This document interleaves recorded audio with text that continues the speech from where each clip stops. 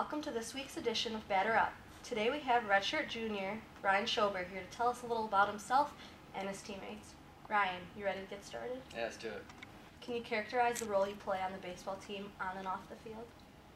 On the field, I play shortstop, so I'm usually pretty busy, kind of in the middle of things. So off the field, I kind of try to, relax and take it easy. Just kind of make sure everyone's happy and doing well. You wear number 2. Is there a reason behind that? My first child team, I think I was like 8 years old, and I was the second kid to show up for our first game, so I got number 2, and it just kind of stuck with me ever since, and it happened to be my favorite player's number, so it just kind of worked out. Who is your all-time favorite player?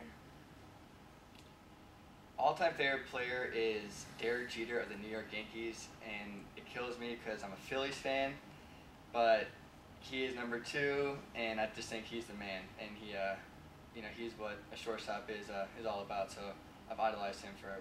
What's your favorite restaurant in Chicago? Favorite restaurant in Chicago? That's a tough one. There's so many choices, but we actually like Portillo's. Portillo's is where it's at. Me and Chris Hoffman have spent many of off days spending a lot of time in Portillo's, kind of pigging out, so I'd say Portillo's. Hoffman said his favorite movie is Wedding Crashers, and that's your kind of thing with him. Do you agree with him, or do you have a different favorite movie? You know what? That is a classic. It is a great movie. If we're going all-time favorite, that's not mine. It definitely makes the top 5. I'm actually a big My Cousin Vinny fan.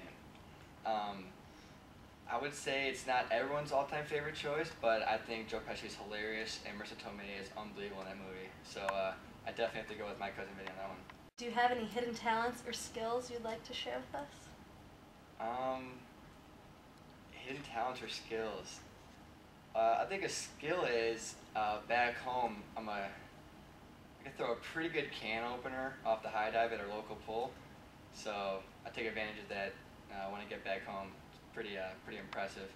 Also, I can bend my thumb behind my hand, which is kind of gross. So I don't know. Maybe you guys can do that too. It's not really a talent. I don't know. Yeah, I can't do that. But yeah, that's a little something. If you could have a superhero power, which would you choose? Tough question.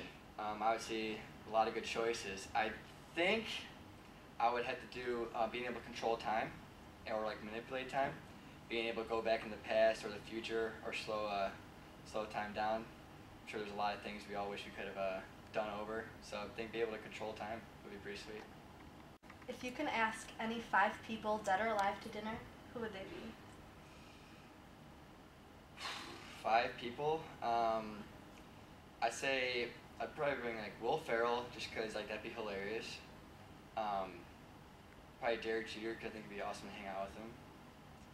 I think Rachel McAdams would be cool, because I think she's unbelievable. I think she's gorgeous. Is that 3?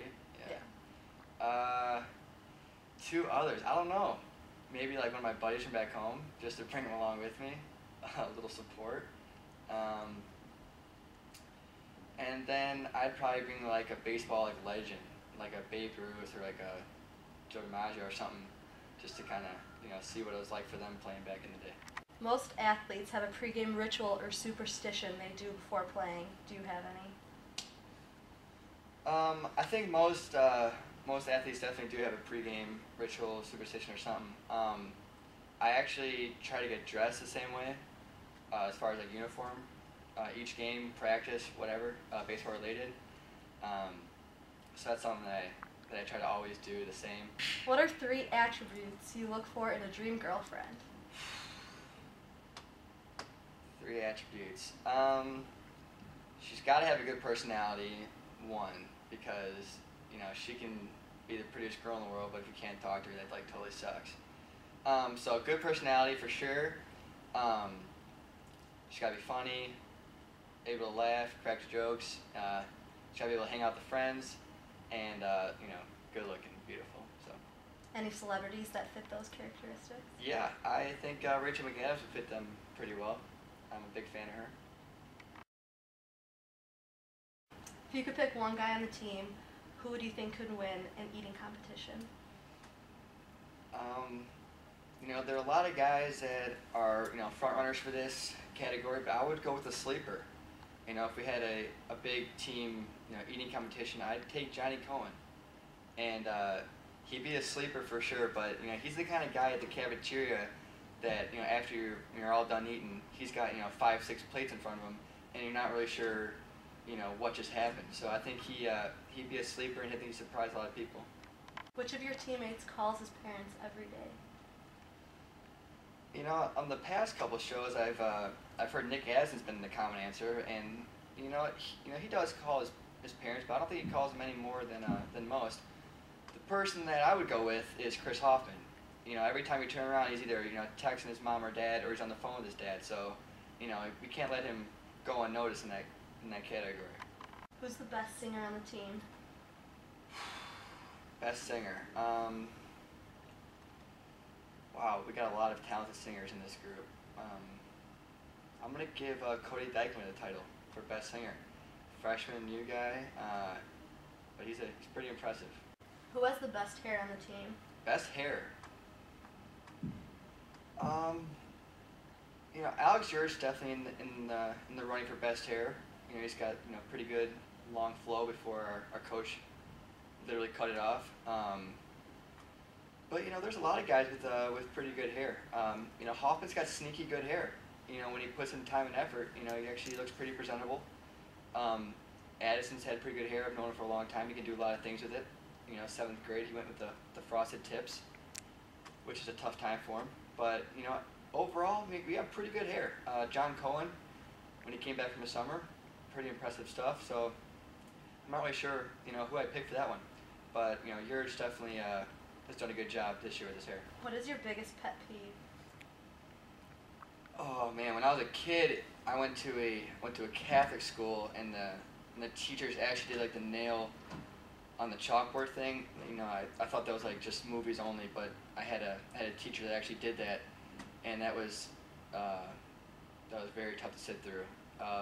But pet peeve is the biggest one would be when guys in the team are hanging out and they're playing like Words with Friends on opposite couches of the room. I don't quite understand why they're playing Words with Friends when they're sitting 5 feet across from each other. I just don't get that. Who on the team is most likely to star in a reality TV show? That's a tough one. I'm not a big reality TV person, but I could picture Colin Wyatt doing like an apprentice thing, like Donald Trump, running around doing like coffee runs, that kind of thing. I think he'd be really good at that. I could see him giving that a shot. What's the funniest thing you've ever seen on a baseball field? The funniest thing I've ever seen on a baseball field. I've seen a lot of funny things, but the funniest I'd say is Alex Grunewald trying to run. That is hilarious, especially when he thinks he's got a single through the infield and gets banged at first base. I think it's pretty funny when he tries to get it going. Joe Betcher, you're the next batter up.